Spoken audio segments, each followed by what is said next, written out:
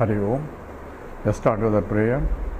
Om Samasta Jana Kalyane Niratam Karunamayam Namami Chinmayam Devam Sadgurum Brahma Vidwaram Vasudeva Sutam Devam Kamsachanora Mardanam Devaki Paramanandam Krishnam Vande Jagadgurum Tvameva Mata cha Pita Tvameva Tvameva Bandhuscha Sakha Tvameva Tvameva Vidya Dravidam Tvameva Tvameva Sarvam Amadeva Deva Tvameva Sarvam Gurudeva Deva.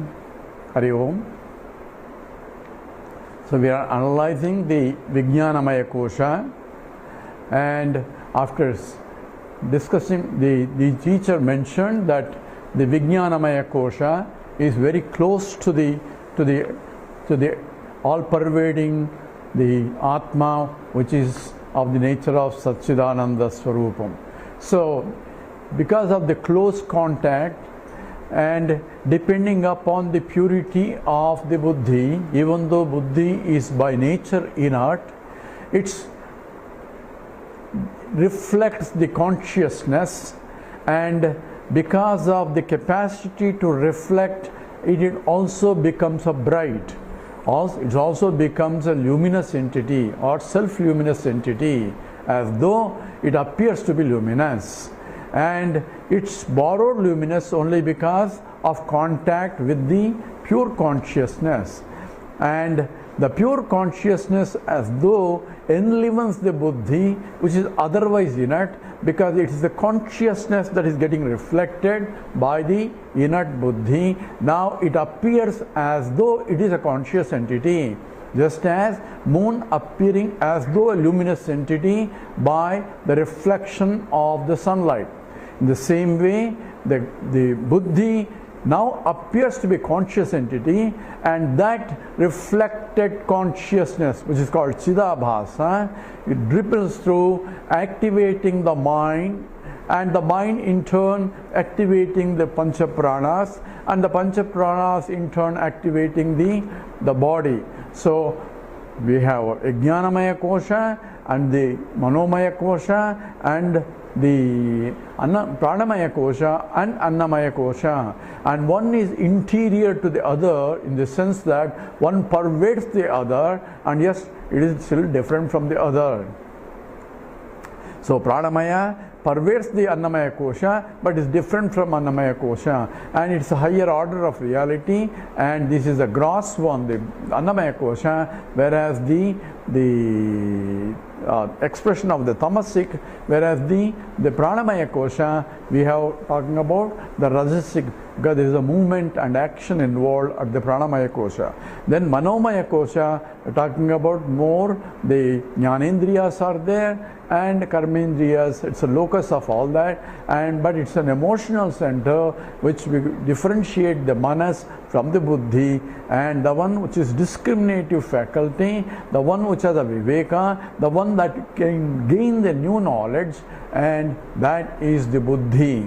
And buddhi is the one that is direct contact as though with the all-pervading consciousness. And that's when he says that. And also this buddhi itself is a product of avidya, mula avidya. Because I don't know who I am, I take myself, I am the body, mind, intellect, I perform an action with an attitude that I am a performer or kartrutva bhavam, then the result of the action, tangible and intangible result, the intangible leaves an impression in my mind to either the like or dislike or raga dveshas, which are called vasanas, and therefore that which are remnant vasanas are the one that is cause for my birth, which is called karma. That means they are born out of karma, and we package as total is karma, and Krishna says karma is the reason for the creation. So my creation is due to my karma, and other people's creation are their karma, and the total creation involves all the karmas or vasanas of all beings together, and that becomes a maya, as a Shakti for the Ishvara. Ishvara, even though is Sarvajnaha, uses the Maya as a means to create the required type of lokas and the bodies conducive to exhaust the karmas of all jivas put together. And that's what is explained altogether. Now we are looking at the question a student asked now is, if avidya is anadi and avidya janita buddhi is also anadi, that means the avidya means ignorance is anadi and ignorance generated buddhi is also beginningless, because we cannot say when it started, and therefore both are anadi. Therefore the liberation, that which is no beginning, should not end. Therefore there cannot be any liberation.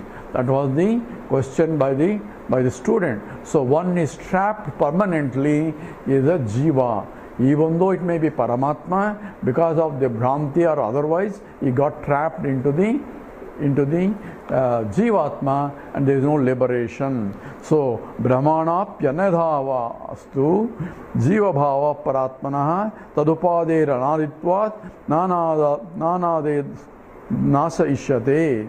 So Ataha Swajiva Bhavopi Nityo Bhavati Samsrutaha. So the Samsruta, the Samsara has become Nityam, means eternal, or it can never end. So Jiva Bhava becomes permanent. So that was the question of how can that be possible? Then what is the point of moksha? Because we are doomed completely. And the teacher said this knowledge is that I am so and so is not real knowledge. It's not pramani. Pramana means it is not the truth, and it's only taken as I am this is only due to bhrantya, mohita kalpana. So when I say I am this, that's the whole ahankara. And how does it come? It is due to bhranti. Because of the delusion, I am taking what I am not as I am. And that is the essence of samsara. Samsara is taking what I am not as I am. And the consequence of that is limitations, and therefore kartrutvam and bhoktrutvam, all that follows. And the essence of samsara is taking what I am not. Why I am taking what I am not? Because of not knowing who I am, and misconceptions occurs because of that avidya also. Bhranti, means it appears to be there, so for bhranti to take place, some similarity should be there. Attributes should be somewhat similar, and we'll go into that analysis a little bit. And that's what teacher says. Therefore, it is a mohita kalpana. It's only produced by a delusion. What's produced? Buddhi and I am the buddhi. Both are. This is the buddhi, this is the intellect, and I am the intellect. Or both are due to the moha. Moha means delusion. Delusion is taking unreal as real. Is the essence of delusion. And that's where we stop, and we will go to the next sloka in the Viveka Chudamani. This is a sloka 197. It says, Bhrantim vinatva sangasya nishkriyasya nirakrutehe. Bhrantim vinatva sangasya nishkriyasya nirakrutehe. Nagadedartha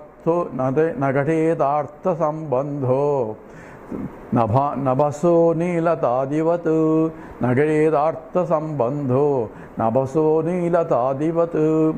So Bhranti Vina tu Asangasya Nishkriyasya Nirakrutehi Nagateta Artha Sambandaha.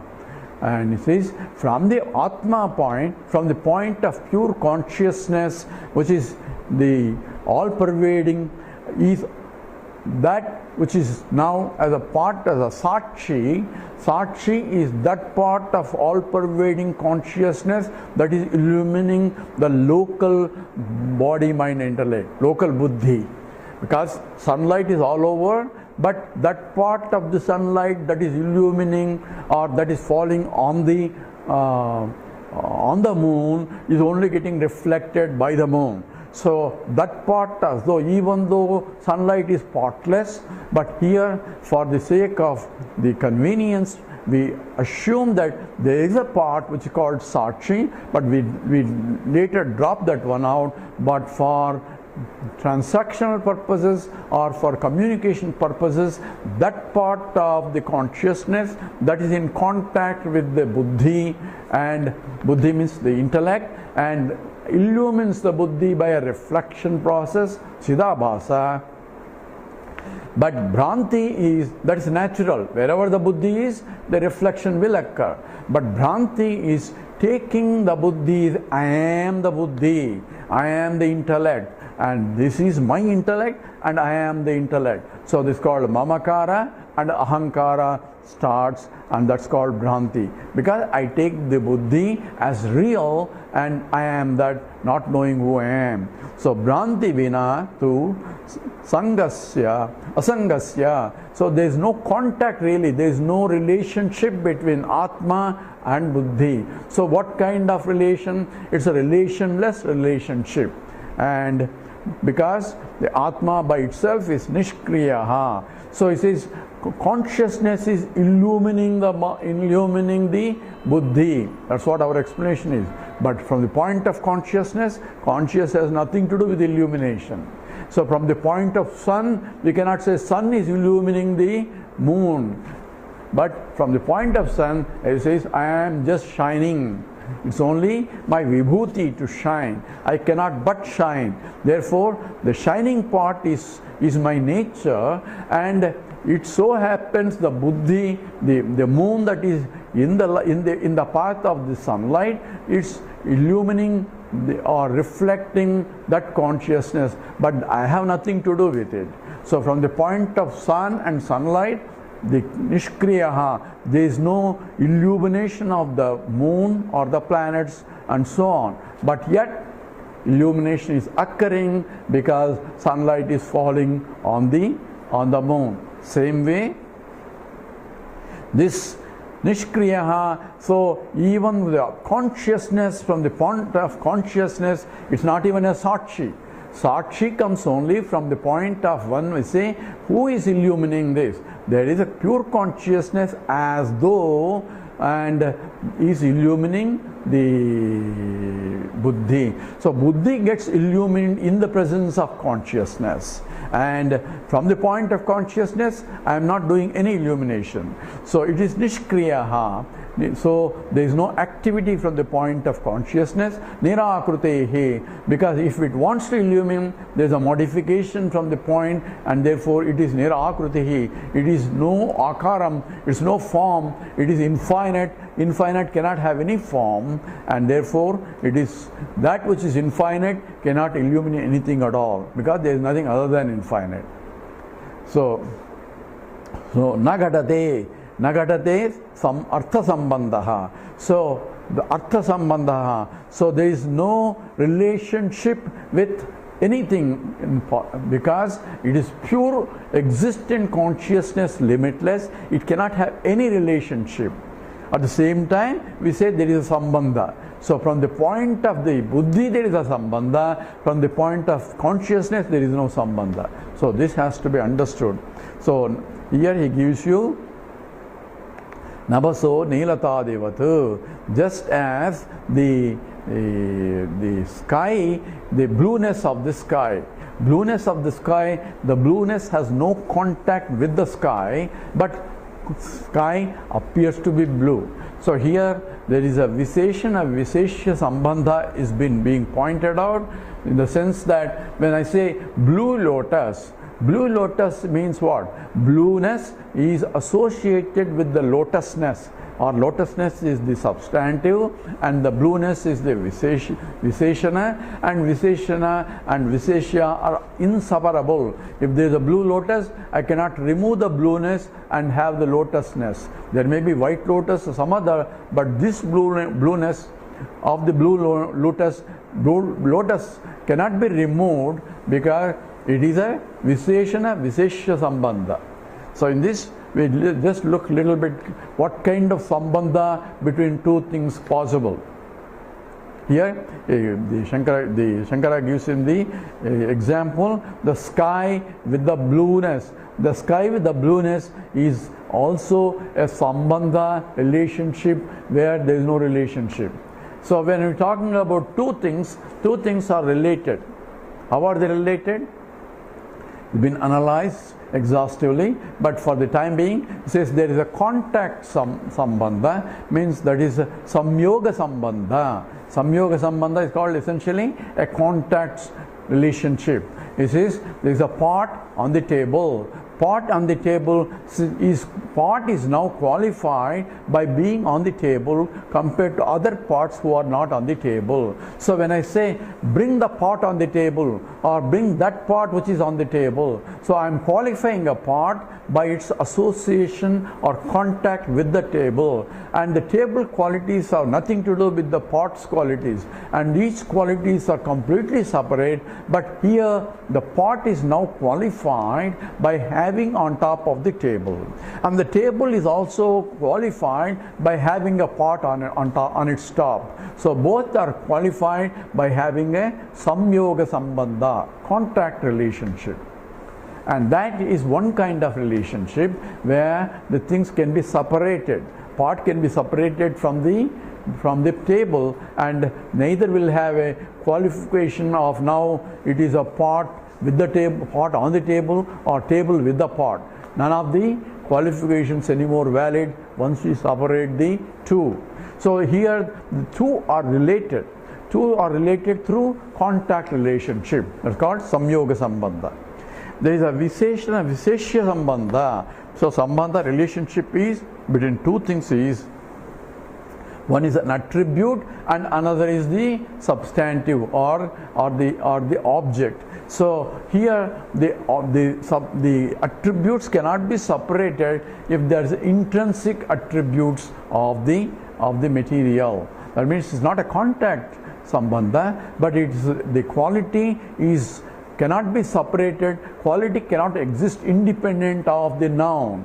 So adjective, the blueness, cannot be existing separately without having associated with some object it qualifies, and therefore I cannot separate the blueness from the, say, lotus. So if the blue lotus, I cannot separate the blueness from the lotusness. So what kind of relationship between the Visheshana and Visheshya, and this has been analyzed by, according to Nayayikas, that is logicians, because Samavayu Sambandha, a type of relationship that is where the relationship is relationless relationship, and that relationship is essentially, the Nayayikas call it as Samavayu Sambandha. And this contactless sambandha, there has been criticism by other acharyas about the Nayayika's position, but without going into the details, there is an intrinsic attributive relationship between the Visheshana and Visheshya. And other Ramanuja and other people, they say it is natural relationship between the two. You don't need another Samavayu. Then we will ask question of how is Samavayu related. Then it becomes another Samavayu we have to bring, and it becomes an infinite regress. So therefore, says it is natural to have the Visheshana Visishta Sambandha, and he uses this example. Visheshana Visheshya Sambandha even for Brahman, as Brahman is a Visishta Advaita, where oneness is pervaded by the qualities of Jivas and Jagat as its properties or its Visheshanas, and that's how Bhagavan Ramanuja builds up his theory. But here the point is the Visheshana Visheshya Sambandha is possible when the two are limited or ontologically of the same order of reality. But what kind of relationship I'll have from the cause, Karana, and Karyam? If it is a material cause, what kind of relationship it can be? Because Karana itself is Karyam. Karana is Ekam and Karyam is Anekam. One cause and many effects. So what kind of relationship it is? It is essentially the Vivarta transformation. In other words, it is a transformationless transformation. Therefore, it is relationless relationship, and that is essentially is what relation between the blue sky. So blueness is not the sky property. At the same time, I cannot separate the blueness from the sky. So sky looks blue, but blueness is not the quality of the sky, because in the daytime it's not blue, in the night time it's not blue. So something else that makes it blue is there in the sky, and that is only activated in the presence of sunlight. So here the attribute and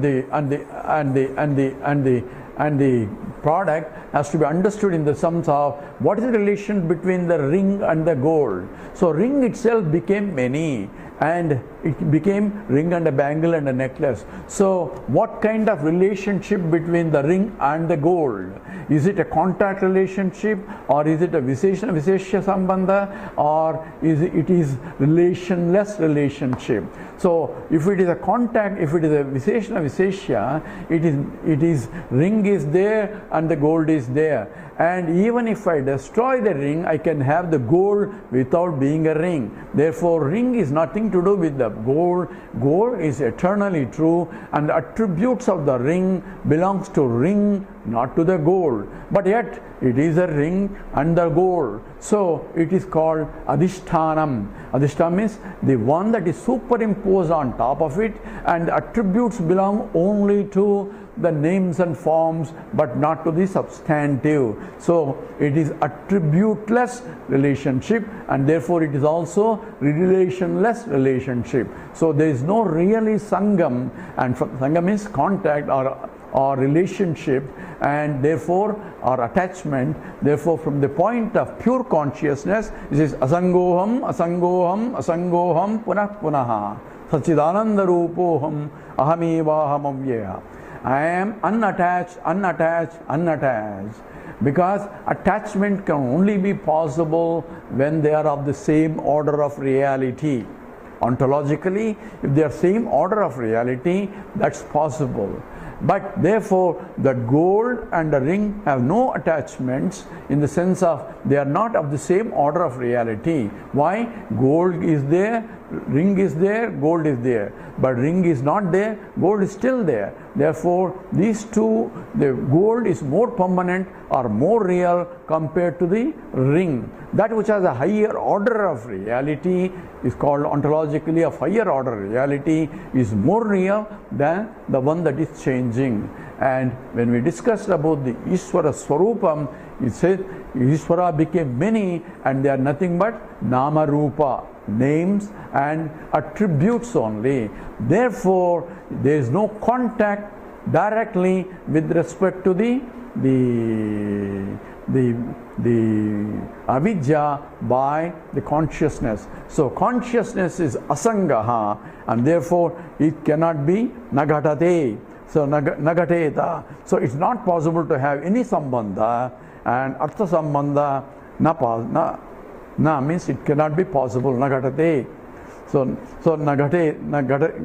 nagateta. So it's not possible to have any relationship with respect between the avidya and pure consciousness. And this is only a bhranti or delusion by an individual who doesn't know that I am pure consciousness. So when I take myself, I am a buddhi, and take attributes of the buddhi on myself, I am only superimposing attributes of something other than myself onto myself. What is superimposing? The qualities of the buddhi on top of him. I say, I am essentially sleepy, I am dull, I am bright, I am engineered. All attributes of the buddhi are superimposed to I am. Because that's why I introduce myself, I am so and so. So and so is an object, I am a subject. So there cannot be relation between the object and the subject other than through the sentence. So therefore, in order to qualify it, there cannot be any possibility of this sambandha relationship, and Shankara here is giving the nabaso nilatadivatu. So just as the blueness of the sky, blueness doesn't belong to the sky but appears to be blue, and the relationship between the blueness and the sky is essentially the relationless relationship. Relation between pure consciousness that I am and the body, mind, intellect, the equipments, is relationless relationship. Why do I take that particular relationship? Why I make such a mistakes? So we go into that little bit detail to understand how this error of superimposition occurs, and that's what being discussed in the next two slokas. With this we stop here. Om Om Purnamada Purnamidam Purnat Purnamudachyate Purnasya Purnamadaya Purnameva Vasishyate. Om Shanti Shanti Shanti. Harihi Om Sri Gurubhyo Namaha. Harihi Om.